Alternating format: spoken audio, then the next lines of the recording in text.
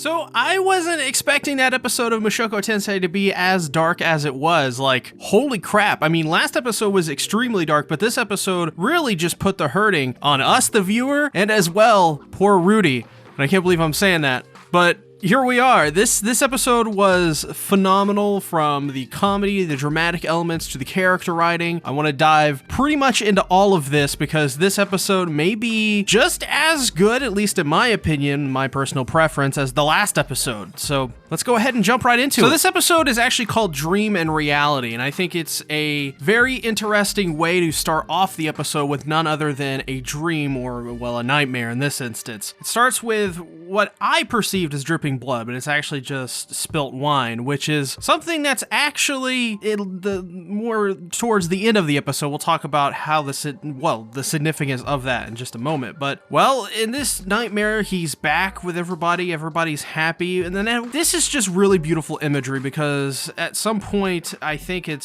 we see Orsted outside the window, and then blood starts covering all the windows, and it turns into, obviously, to a nightmare. And then we see Rudy back in his normal form on Earth, and he opens the window, he looks out, he sees everybody from, well, his Isekai world, right? And he is pierced through the chest by Orsted, and then he wakes up. This was a beautiful scene. I greatly enjoyed this from beginning to end. I honestly wish we would get an episode more focused around a nightmare, just because of the imagery and the way that it was presented, and the directing and pacing of this scene. The music was really good. The art animation was terrific. Just some really beautiful stuff here. This is when, in my opinion, when Mushoku Tensei is at its best, when it's doing really artistic stuff like this, and I greatly enjoyed it. 10 out of 10. The next scene, though, I want to hear your guys' theories and opinions, so sound off in the comments below. But Rudy is pretty much immediately asked by Ruijerd, like, who is this man god? And he tells him what man god is. But do we know if Rudy has told him that he's been reincarnated? I don't think they addressed it in this scene, so I want to hear what you guys think down in the comments below. I don't think he did, but do you guys also think, like, sometime in the future that he's going to tell people that, oh yeah, I've been reincarnated from this other place called Planet Earth? But also, do you think that Rudy is going to tell anybody in the future that he's been reincarnated from Planet Earth into this world, and that he's actually a reality, like a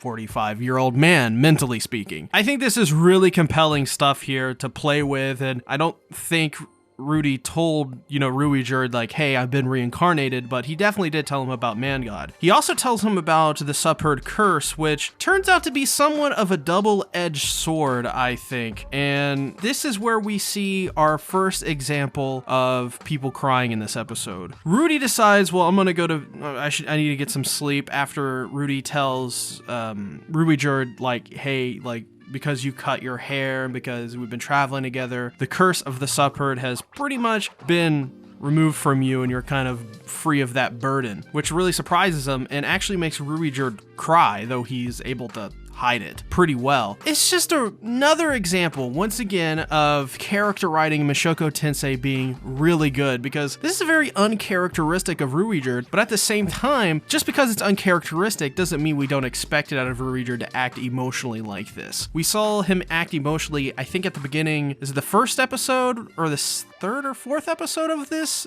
part of Mushoku Tensei, where he gets really angry at the people that were capturing the beast people, and kind of goes, and kills everybody in there. Either way, this was a really, really good scene here. Once again, I'm very impressed by this episode, and as we get along in this video, you're going to hear me be more and more impressed. One of the things I love about Rudy's character is he's always striving to learn something new so that he can better, be an asset to his team. Well, what's left of his team after this. He's actually on a horse at the very beginning of the episode. He's trying with Eris, trying to imitate the magic nullification that Orsted used against him, and he's just sitting there just basically trying to reverse engineer it to work for himself. This is a really great personality trait of Rudy, and it's one of the examples of why it shows Rudy is not just an overpowered isekai MC, because that's usually what we run into constantly all the time. A lot of people were actually fooled, me myself, into thinking that, oh, Rudy's just going to be another overpowered isekai protag in the first half of this series. But in the second half of this series, really, it's kind of taking the power away from Rudy in almost every instance. Is he a powerful adventurer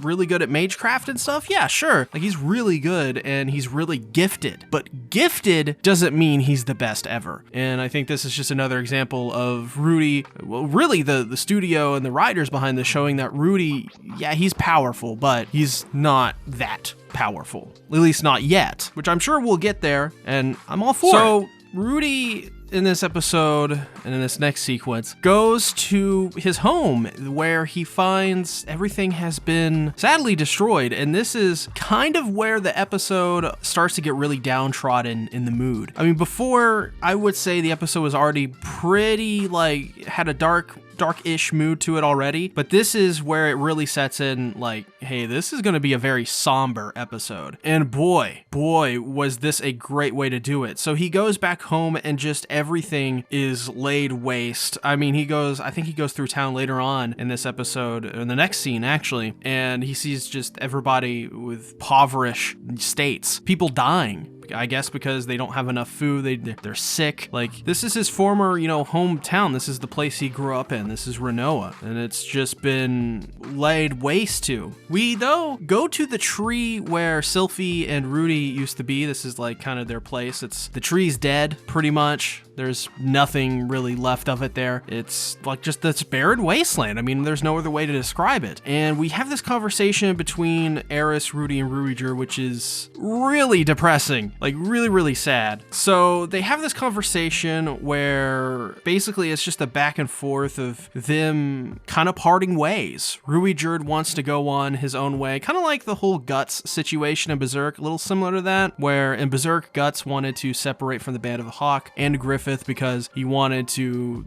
explore, because he wanted to not live under the dream of somebody else. And I think that's very similar to what Ruijerd is going through. Now that he realizes he doesn't have this curse and he's not burdened by this curse, he can, well, at least, not the traditional sense, he can go out into the world and experience things he's never experienced before and, apply his own craft to the world and make it a better place. This prompts Ruijerd to compliment Rudy on, everything he's done. And Rudy, and to a certain extent, Eris, both don't believe that, but Eris kind of eventually turns around to it. But it's Rudy who's, I don't know, he just like doesn't believe he's done anything of value, and Ruijerd has to explain to him, this is why you're such a special person, this is why you helped out so much, and this is all the accomplishments that you've been able to achieve in such this short amount of time. It's not there for him. He doesn't believe that stuff. Probably a little bit of imposter syndrome going on, I'm sure, with Rudy. It is what it is, like Rudy is one of those guys where he has this experience from his previous life, so it makes sense that he would be dealing with these confidence issues, even though he's very accomplished in his current state. I think a good gesture by Rudy, though, is Rudy lets Ruijerd keep that necklace, and Ruijerd's like, well, isn't this like important to you? Well, then Rudy says like, hey, like it is important to me, but that's the exact reason I want you to keep it, so you can protect it and keep it safe. And it's just a very heartwarming scene. And Ruijerd even says himself that he just doesn't want to say goodbye. And it's, oh man, it's just it pulls at my heartstrings. This scene does. It's so sad and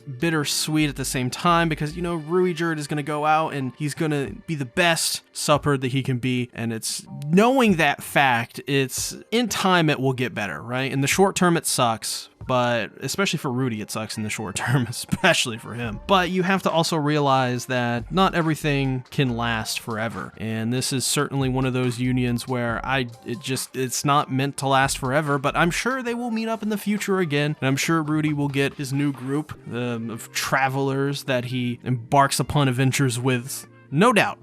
But I actually want to hear your guys' thoughts on this scene because there's so much interesting stuff going on here. There's the stuff between Eris and Rudy, there's the stuff between Rudy and Ruijerd, and there's the dynamic between all three of them. I want to hear what you guys think about this scene. I didn't even talk about the Eris stuff where Ruijerd pulls away from Eris and Eris kind of grabs at his hand to try to take it back. Really, really heartbreaking stuff there. Heart-wrenching, honestly. But yeah, Tell me your thoughts. So Rudy and Eris, after Ruijerd leave, go through what is formerly Rudy's town, and Ghislaine shows up. Just out of nowhere. And I'm like, what the hell? Is that Ghislaine? And sure enough, it is Ghislaine. In all of her glorious beauty, there is Ghislaine, along with, I forget his name, Alphonse or whatever his name is. The guy is like, my lord.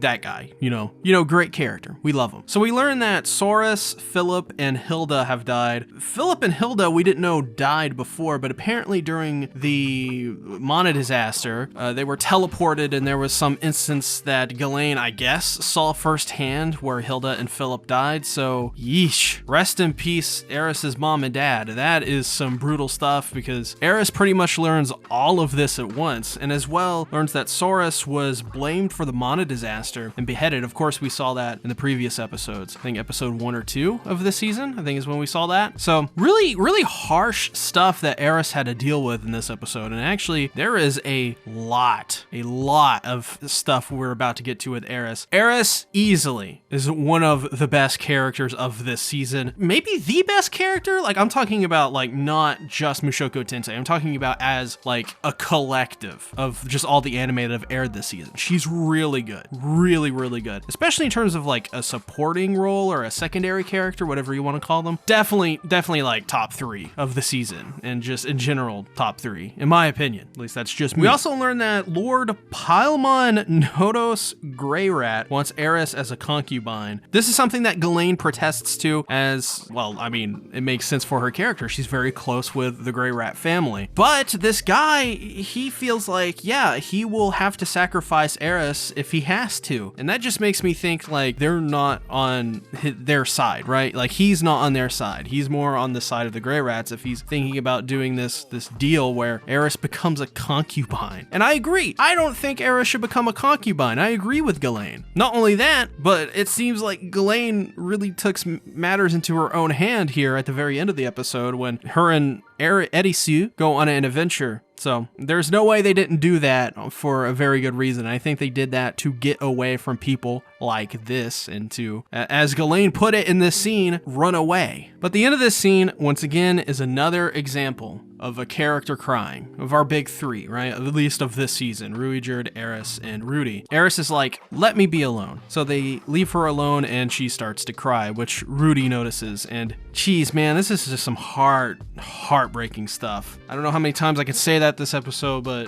my heartstrings were played multiple times. Rudy goes out with Ghislaine to, I guess, this board of missing people, confirmed dead or just missing or alive. And for a moment, Rudy sees Sylphie's name on there, but it's actually confirmed that, yeah, she's actually still alive out there somewhere. So that's good, which Rudy says the same thing. So at least that's some good news in this episode that someone hasn't died, but as well, Zenith also hasn't died either, but both Sylphie and Zenith haven't been found. So I hope Zenith is okay. I hope nothing bad happened to her. It seems that Sylphie and Zenith are currently, I think, the only ones we still don't know, like, what happened to them yet. I imagine if we're not going to see at least one or both of them in the next episode, which is the last episode of the season, probably see them sometime in the first half of season 2 at the very least. Or if not in the first half of season 2, just somewhere in season 2. That makes the most sense to reintroduce their characters. I think they should do it a little bit earlier than that. If they're gonna, they could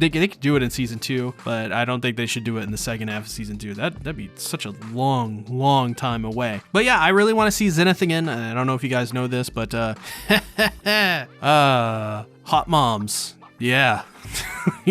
All right, moving on. So Eris comes to Rudy at night, and immediately, you know, based off the dress that she's wearing, you know some mana transfer action is going to happen. And if you're not familiar what mana transfer means, it's a Fate reference, people. It's a reference to the Fate Stay Night visual novel. I'll just put it this way. Fate Stay Night was originally an eroge visual novel, and if you don't know what eroge means, it means erotic, okay? So you hear what I'm saying? Some mana transfer. You know, they're transferring some mana. That's what Eris came to do. Transfer some mana. You know what I'm saying? The ritual shall be completed. You know what I mean? I don't know what I'm saying. I don't know why I'm saying it like this. I'm hoping to God that all of you guys are Fate fans so you get this joke. Mana transfer, guys? So yeah, Eris tells Rudy that she wants a family. I mean, my first thoughts are, oh wow, she definitely wants to get it on. But Rudy is like, well, like a brother or a sister? And it just, this guy's 45 years old. He's that oblivious still. I mean, it's some, and the clothing she's wearing. Like, how can this guy be, you know, that oblivious? But I mean, it makes sense. He's still a virgin and all this stuff, but not anymore. He ain't one anymore, because apparently to get Rudy to sleep with her, we learn that Eris's mom, Hilda, told Eris of a secret trick, but she's only going to say it once because it's really embarrassing. This is some great unintentional comedy here. I want to have your kittens. Meow. Oh, turn the page of notes, my friends. That's all we got to talk about on that scene, right? Yeah, so they get it on. Do some mana transfer action, and then, well, the spilt wine happens. If you don't know, this is what we're talking about. This is what I was talking about earlier with the spilt wine. And this is what this is supposed to say is that both dream and reality in this instance are the same. So when Rudy spills the wine, that's exactly what that symbolizes. That the nightmare and the dream that Rudy had is the exact same reality as what this nightmare he concocted in his brain. In other words, Rudy is in a living nightmare. There is a big uproar, there's a big change in his life that has created this situation where now, after he's mana transferred with Eris, she dumps him pretty much. And it's really interesting because of the way Rudy says it. Rudy is like, what, does she not like me? Did she dump me? Like, does she abandon me? Am I not good enough? Like, all of these doubts run through his head, and honestly, I don't think she did any of those things to Rudy. She says specifically that they weren't well matched. What I think that means is nothing like what Rudy was proposing. I think what Eris was proposing is that she's going through her own stuff right now, and that at this current moment, they are both, you know, they're what, 15, 14? So, you know, they got to get some experience under their belt, so to speak. And I mean, even Rudy says the same thing after they mana transfer. It's like, hey guys, he comes out really happy. Time to get some experience. It'll put a smile on your face. And I'm sure it does, but it's just some really good writing here. And I think it makes sense for Rudy to go to these thoughts of, oh, does she abandon me? Does she dump me? Am I not good enough? Because, well, Ruijerd left, and apparently Eris left with Edisu, left with Ghislaine. So, I mean, where does Rudy go from here? It's some really compelling and interesting stuff. And, well, he cries at the very end of the episode. So what do we symbolically take away from this episode? This is some really cool stuff. All three of these characters cried. Dream and reality are both the same in this instance, and they mana transferred. Lots of character growth in this episode. Really great episode. From a written perspective, at the beginning of this video, I was like, yeah, well, it's pretty good. It's one of the best episodes. I think this, at least from a written perspective, may in fact be the best episode. This series, for all of its warts, like, I don't like everything in this series. I'm gonna be honest. Like, I've been honest. I didn't do an episode on the second episode of the season because I just didn't like the episode. I didn't like many episodes in this series, and I've certainly caught a lot of flack for not liking certain aspects about this show. And I mean, I didn't like the Zenoba stuff initially. It took, rewatching that episode a couple times to really get that character and get what is going on. This is still a great series. Like, even with all of its faults, it's so good when it's good that even if you don't like its sense of humor, even if you don't like its pervy nature, the writing and production around it is exquisite. It's top of the line. It's cutting edge, whatever words you want to use for it. It's that good, even with all of its faults. It's like a video game that I'm gonna compare this to a video game. Call of Duty Modern Warfare 2, the 2009 version, not the upcoming one that's coming out in a year or so probably. The original Call of Duty Modern Warfare 2. In the Call of Duty community, it was known as being, this buggy, unbalanced, horrible mess. You got Commando, Danger Close, one-man army, noob tubes, guns with literally no recoil and high damage rate. Like, you could attach a silencer on a weapon and it would up the damage damage of certain weapons. Like, this game was extremely unbalanced. On paper, you look at that stuff and you would go, well, this game's probably terrible. But in reality, it's the most popular and most beloved Call of Duty of all time. More beloved than Call of Duty 4. More beloved than the original Black Ops. Like, it's one of the most beloved games. It's like on the level of like a Halo 3 or something like that, compare it to another shooter game. It's just that well beloved. It's that well revered. That's kind of what I would look at Mushoku Tensei as. From my perspective, is a series that, for me personally, has some faults, but is so undeniably great that even with all of its faults, it's still great. You know, like, you're still watching a very good series. Sound off in the comments below what you guys think about Mushoku Tensei. You know, we only got one more episode to go, I believe. What do you guys think is going to be the next episode? What's your thoughts and theories? What are your thoughts on this episode? Do you guys like my analogy comparing this to like a Halo 3 or Modern Warfare 2? Sound off in the comments below. I'd love to hear your thoughts. But while we wait for next week's episode, be sure to check out my video on, well, actually just my whole playlist on Mushoku Tensei if you haven't checked that out. Thanks for watching, everybody. I'll see you later. Bye-bye.